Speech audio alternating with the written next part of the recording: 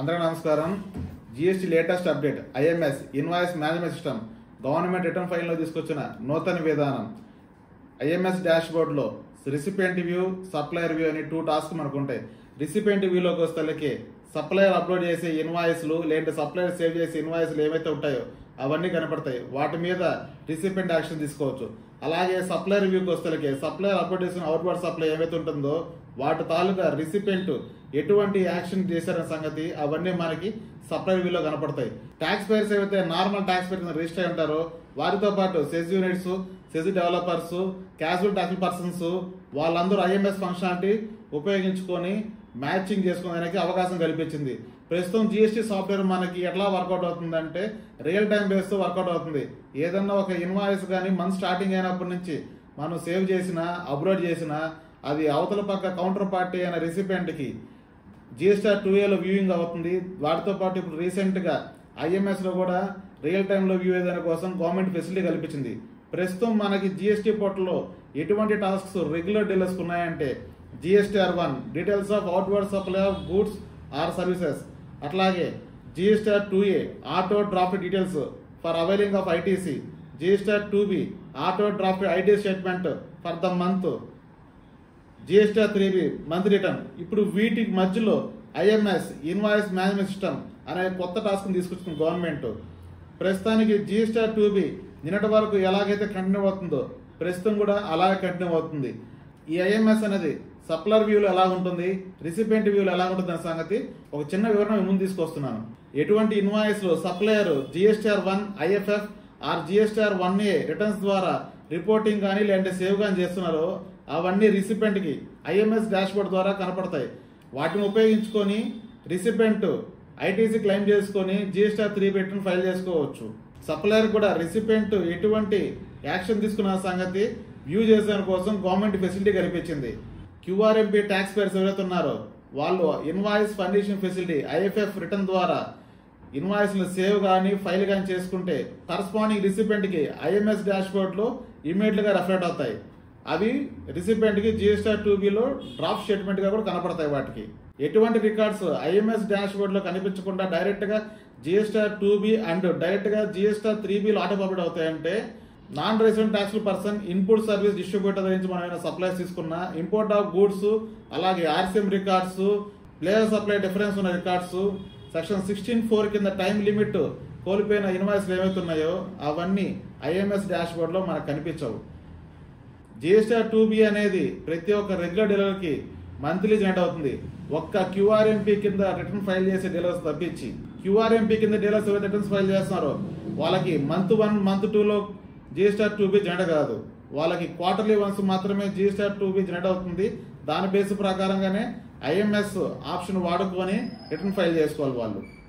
GSTR 2B మనకి నేటి వరకు ఎలాగైతే every month 14th day generate అవుతుందో అలాగే ఇప్పుడు కూడా డ్రాఫ్ట్ మోడ్లో జనరేట్ అవుతుంది జరుగుతుంది.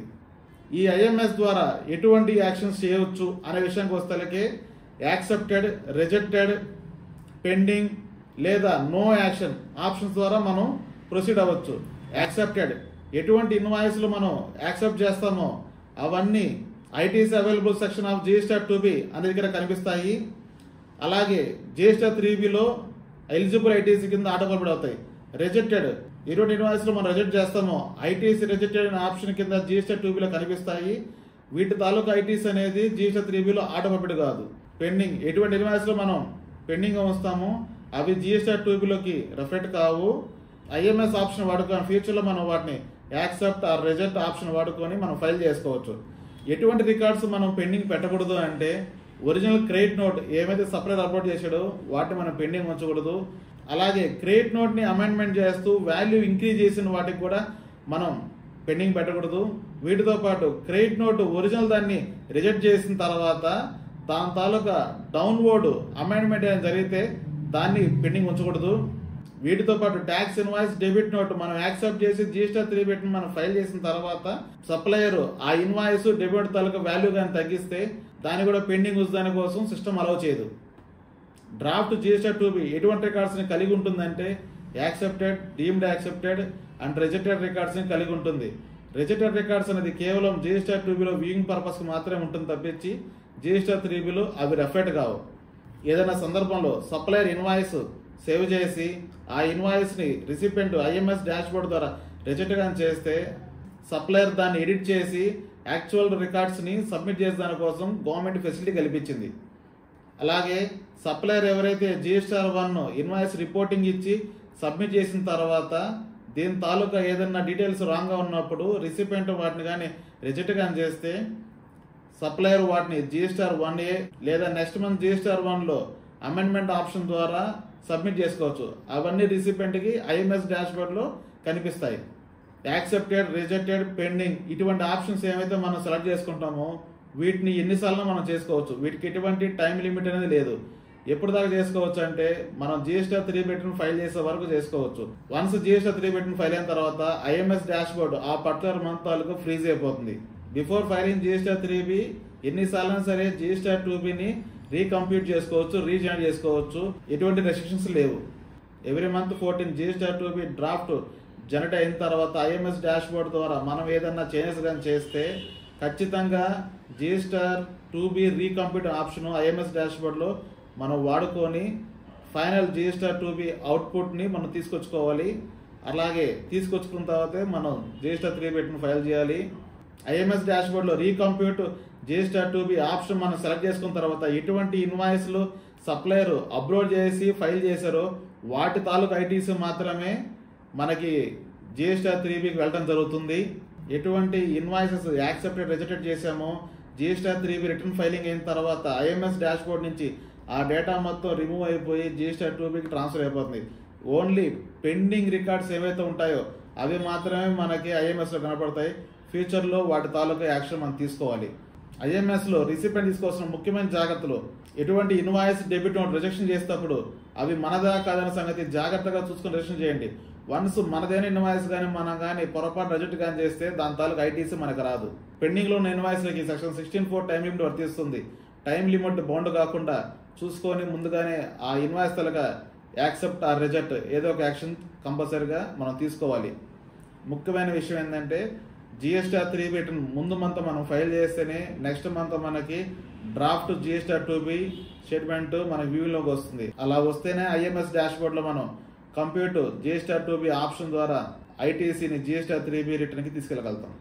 ఐఎంఎస్ డాష్బోర్డ్లో సప్లయర్కి ఇచ్చిన ఫెసిలిటీస్: జిఎస్ఆర్ 1 రిటర్న్ ఫైల్ చేసేదాని కోసం డేటా ఏమైతే సప్లయర్ సేవ్ చేస్తుంటారో వాటి తాలూకా ఏదైనా యాక్షన్ కానీ రిసిపెంట్ కానీ తీసుకుంటే వాటిని అమెండ్మెంట్ చేసే కోసం గవర్నమెంట్ ఫెసిలిటీ కల్పించింది. అలాగే సప్లయర్ ఇన్వాయిస్ అప్లోడ్ చేసి జిఎస్ఆర్ రిటర్న్ ఫైల్ చేస్తే వాటి తాలూకు ఏదైనా కరెక్షన్స్ జిఎస్ఆర్ 1Aలో అమెండ్మెంట్ చేస్తే ఈ ఇన్ఫర్మేషన్ కూడా ఐఎంఎస్లో రెఫ్లెక్ట్ అవుతుంది. దీని తాలూకు ఐటీసీ సబ్సిక్వెంట్ మంత్ అంటే నెక్స్ట్ మంత్లోకి రిసిపెంట్కి జిఎస్ఆర్ 2Bలోకి రెఫ్లెక్ట్ అవుతుంది. సప్లయర్ చాలా జాగ్రత్తగా చూసుకోవాల్సిన విషయం. ఇన్ కేసు మీరు కానీ జాగ్రత్తగా పాటించకపోతే మీ లయబిలిటీ పెరిగేదానికి అవకాశం ఉంది. ఎటువంటి విషయాల్లో అంటే మీరు అప్లోడ్ చేసిన invoice, credit note, debit note ఏదన్నా కానీ రిసిపెంట్ రిజెక్షన్ కానీ చేస్తే వాటి తాలూకా మీకు లయబిలిటీ పెరిగేదానికి అవకాశం ఉంది. ఎటువంటి రికార్డ్స్ అంటే ఒరిజినల్ క్రెడిట్ నోట్ రిజెక్షన్ కానీ చేస్తే రిసిపెంట్ మీ లయబిలిటీ పెరుగుతుంది. అలాగే క్రెడిట్ నోట్ వాల్యూ ఇంక్రీజ్ చేస్తూ మీరు అమెండ్మెంట్ చేస్తే వాటి రిజెక్షన్ చేసినా కూడా లయబిలిటీ పెరుగుతుంది. వీటితో పాటు original credit note recipient rejection చేసి ఉండి దాన్ని మీరు అమెండ్మెంట్ చేస్తూ వాల్యూ కానీ తగ్గించి కానీ మీరు కానీ ఫైల్ చేస్తే దీనివల్ల కూడా మీకు లయబిలిటీ పెరగడానికి అవకాశం ఉంది. Original invoice and debit note recipient accept చేస్తుండి వాటిని మీరు అమెండ్మెంట్ చేస్తూ వాల్యూ కానీ తగ్గిస్తే వాటిని మళ్ళీ రిజెక్షన్ చేసేదానికి అవకాశం ఉంది. మీరు చాలా జాగ్రత్త తీసుకోవాల్సిన కాషన్స్ చెప్పున్నాను. ఒకసారి చిన్న రివ్యూలో మళ్ళీ చెప్తాను విషయం వల్ల. ఐఎంఎస్ అనేది కొత్త ఆప్షన్ గవర్నమెంట్ కల్పించింది. ఇందులో మెయిన్ సప్లయర్ వ్యూ ఉంటుంది, రిసిపెంట్ వ్యూ ఉంటుంది. సప్లయర్ వ్యూ ప్రకారంగా రిసిపెంట్ చేసే యాక్షన్స్ సప్లయర్ చూసుకోవచ్చు. రిసిపెంట్ వ్యూ ప్రకారంగా సప్లయర్ సేవ్ చేసి ఇన్వాయిస్లు కావచ్చు, ఫైల్ చేసి ఇన్వాయిస్లు కావచ్చు, రిసిపెంట్ చూసుకోవచ్చు. రిసిపెంట్ చూసుకున్న తర్వాత తన ఏని ఇన్వాయిస్లు తను యాక్సెప్ట్ చేయొచ్చు. ట్రాన్సాక్షన్ రాంగ్ ఉంటే రిజెక్ట్ చేయొచ్చు. అమెండ్మెంట్కి ఐఎంఎస్లో ఆప్షన్ లేదు. ఇన్వాయిస్ ఏదైనా పెండింగ్ పెట్టంటే పెండింగ్ పెట్టవచ్చు. వన్స్ మీరు కానీ యాక్సెప్ట్, రిజెక్ట్ చేసిన తర్వాత కంప్యూట్ చేసే 2B ఆప్షన్ ద్వారా మీరు యాక్సెప్ట్ చేసిన ఇన్వాయిస్లు, రిజెక్ట్ చేసిన ఇన్వాయిస్లు మొత్తం జిఎస్ఆర్ 2Bలో రెఫరెట్ అవుతాయి. యాక్సెప్ట్ చేసిన ఇన్వాయిస్ తాలూకు ఐటీసీ జిఎస్ఆర్ 3Bలో ఆటో ప్రొవైడ్ అవుతుంది. మీరు ఎటువంటి యాక్షన్ తీసుకోకుండా compute GST to be option తీసుకుంటే ఐఎంఎస్లో కనిపించిన ప్రతి ఒక్క ఇన్వాయిస్ డీమ్డ్ యాక్సెప్టెన్స్ అయ్యేదానికి అవకాశం ఉంది. సో ఖచ్చితంగా ఐఎంఎస్లో వచ్చే ప్రతి ఇన్వాయిస్ మన ఇన్వాయిస్ కదా చూసుకొని యాక్సెప్ట్ ఆర్ రిజెక్ట్ ఆప్షన్ అనేది ఖచ్చితంగా తీసుకోవాలి. ఈ వీడియో తాలూకా మీకు ఏదన్నా సందేహాలు ఉంటే కింద కామెంట్ సెక్షన్లో సందేహాల గురించి రాయండి. ఇంకేదైనా ఒక షార్ట్ వీడియోతో మీ ముందుకు వస్తానని నేను ప్రయత్నిస్తాను. అలాగే ఈ వీడియో కానీ నచ్చినట్లయితే లైక్ చేయండి, షేర్ చేయండి, సబ్స్క్రైబ్ చేయండి. Thank you. మీ వెంకటేష్.